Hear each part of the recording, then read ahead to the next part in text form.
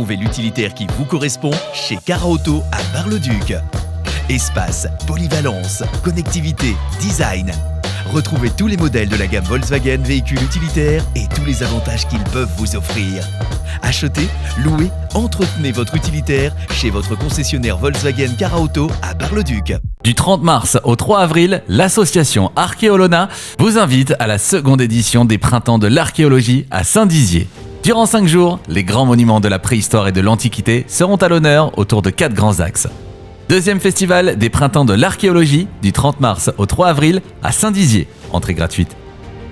Latitude, électro R&B, c'est priorité au local, en Haute-Marne et dans le sud de la Marne. Latitude, plus proche de vous, à Saint-Dizier et Vitry-le-François, sur 107.9, mais aussi partout en digital, sur l'appli Latitude et les enceintes connectées. Latitude.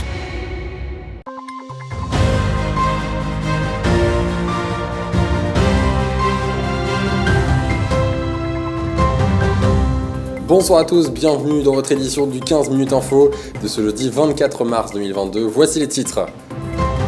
Les rafales de la base aérienne 113 patrouillent depuis ce mardi dans l'espace aérien polonais.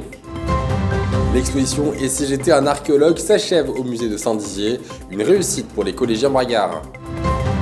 Votre congélateur accueillera bientôt de nouvelles glaces dans ses bacs, fabriquées directement dans une ferme à côté du lac du Der.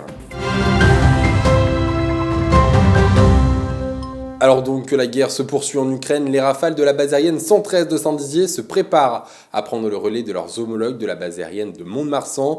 Mobilisés depuis le lendemain du début de l'affront en Ukraine, ces militaires bragards assureront alors une mission de police du ciel dans l'espace aérien polonais. Une mobilisation inscrite aux côtés des armées européennes dans le cadre de la défense collective de l'organisation du traité de l'Atlantique Nord, autrement dit de l'OTAN. La base aérienne 113 nous a aujourd'hui donc ouvert ses portes afin de nous présenter concrètement ce qu'elle allait effectuer durant ces prochaines semaines. Écoutez. Alors, on s'inscrit dans un dispositif de coopération avec l'ensemble des forces de l'OTAN. Donc, on participe à hauteur d'un certain nombre de missions qui dépendent du plan de charge des différentes nations et des différentes unités. C'est pour ça qu'aujourd'hui, la 4e escadre, donc les rafales de Saint-Dizier, reprennent la mission pour Mont-de-Marsan. Et tout ça est organisé dans le cadre de l'OTAN. Donc, on a une planification qui est faite par l'OTAN et les forces françaises participent à l'effort global. Donc on a un certain nombre d'avions qui vont se mettre en place au-dessus de la Pologne de manière à assurer qu'on n'a aucun avion qui rentre sur le territoire de l'OTAN, donc la Pologne pour nos avions. Donc on a des missions de défense aérienne au-dessus de la Pologne dans ce cadre-là. Voilà donc des propos recueillis par Anne-France Marchand et Lénie Daman. Restons dans le domaine de la sécurité, mais sur les routes de Haute-Marne à présent, avec notre image du jour. Ce matin, sur la route départementale 60 entre Joinville et Nomécourt, des poses d'écrans moto et de réfection de glissières ont été réalisées par des agents du conseil départemental de la Haute-Marne sous les yeux de leur président. Une installation liée au plan de modernisation des routes initié sur l'ensemble du département. Cette semaine, le musée de Saint-Dizier nous a ouvert ses portes pour assister au finissage de l'exposition temporaire sur le thème de l'archéologie. Installée depuis le 14 janvier dernier, des activités ont alors été mises en place par les élèves du collège Anne-Franck, impressionnant les visiteurs et invités présents, d'une part par leur implication, mais également par la maturité des élèves. Un reportage de Meg Vieillard. Aujourd'hui, les élèves du collège Anne-Franck nous apprennent un thème qui les fascine, l'archéologie. Le musée de Saint-Dizier a ouvert ses portes pour accueillir tous les curieux. C'est toujours un plaisir de voir des élèves qui sont à la fois investis, eux et aussi leurs parents. De les voir, on peut penser que l'archéologie c'est quelque chose de pour des personnes plus âgées, où c'est sérieux, où ça concerne le passé, ce sont des vieux trucs qui n'intéressent pas les jeunes. Non, il y a vraiment une curiosité, une envie de découvrir, un enthousiasme. Un enthousiasme qui n'échappe pas au public car les élèves ont proposé plusieurs défis. Le qui suis-je, ou reconstituer un squelette, mais il y a aussi la fouille pour trouver tous les trésors. On a commencé, on a regardé un morceau du film Indiana Jones, il nous a dit vous voyez l'archéologie en science-fiction, et après il nous a montré des photos de la vraie archéologie en fouillée. Et dans le film Indiana Jones, c'est l'archéologie avec des pièges, tout ça. Mais dans la vraie vie, c'est il faut creuser, tout ça, mais il n'y a pas de piège. Et on ne trouve pas des trésors remplis d'or. Les trésors, c'est des des ossements ou de la céramique. Plusieurs catégories sont alors abordées, comme la carpologie, la topographie et l'anthropologie. Des QR codes sont mis à disposition pour expliquer chaque thème. Une maquette est aussi animée par les élèves, une maquette qui d'ailleurs a été construite par l'INRAP, l'Institut international de recherche archéologique préventive, l'un des partenaires de ce projet. C'est un projet avec différents partenaires, donc la classe archéologie du collège Anne-Franck, différents moyens impliqués, qui a notamment œuvré avec la participation des élèves à la création de l'exposition. Le deuxième partenaire donc, qui a été l'INRAP, qui nous a prêté plusieurs outils pédagogiques aussi en termes d'exposition, donc les différents panneaux de présentation des métiers, mais aussi donc,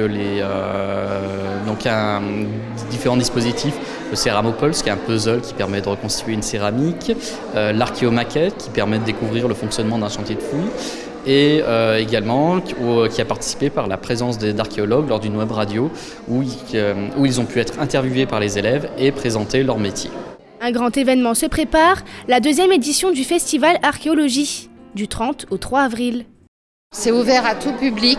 Alors le mercredi, le jeudi, le vendredi, le samedi et dimanche, il y a volet cinéma, volet conférence, exposition photo et le site de reconstitution, le village de reconstitution, ça sera à partir du vendredi après-midi pour le grand public, le samedi et le dimanche.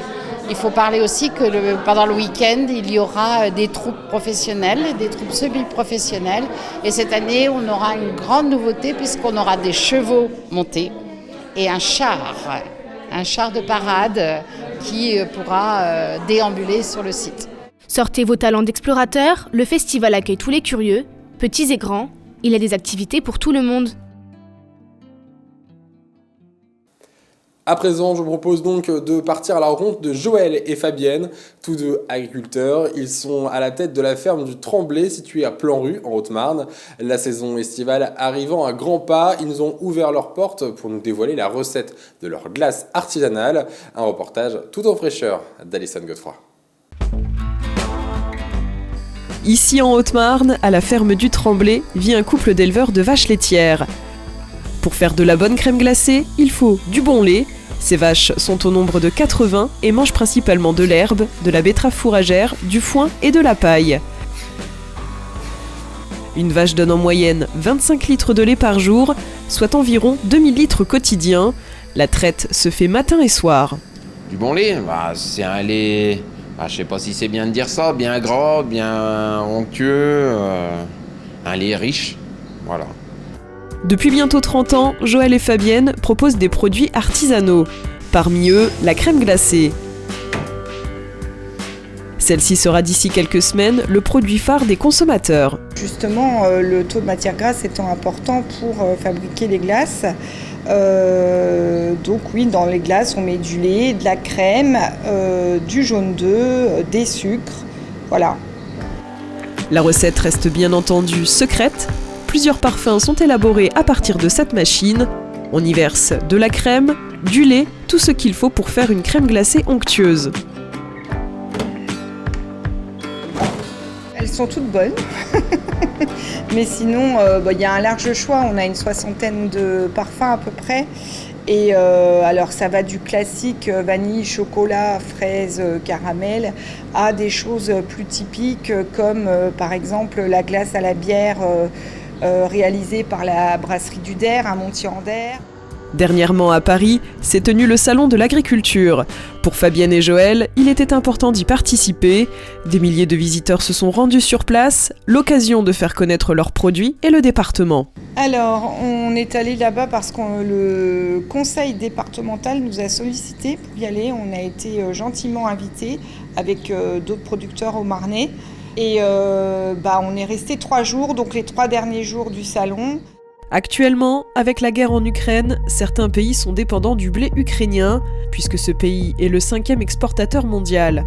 Les prix alimentaires mondiaux pourraient enregistrer des hausses comprises entre 8 et 20%.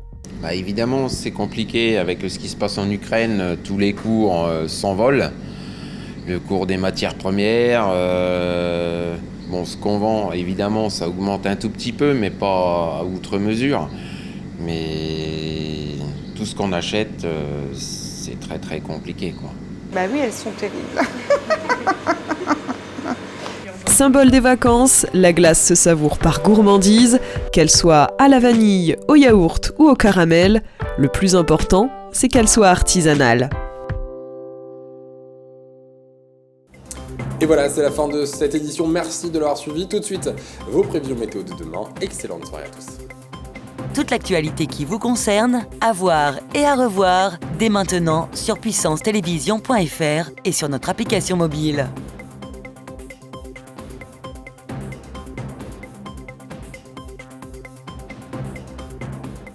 Toute cette semaine, participe au jeu concours de Puissance Télévision pour tenter de gagner 2 entrées pour le concert de Jérémy Frérot au Fuseau. Alors joue dès maintenant sur puissancetelevision.fr et sur notre application mobile. Jeu organisé du 21 au 24 mars 2022. Un homme au pire, au mieux perdu. Un homme, c'est quoi? Je sais pas, je sais plus. Regarde-moi dans les yeux, qu'est-ce que tu vois? Dis-moi. Un homme, c'est quoi? Un homme pour toi. En partenariat avec les 3 scènes. Un peu libre, un peu docile, un peu fort, un peu...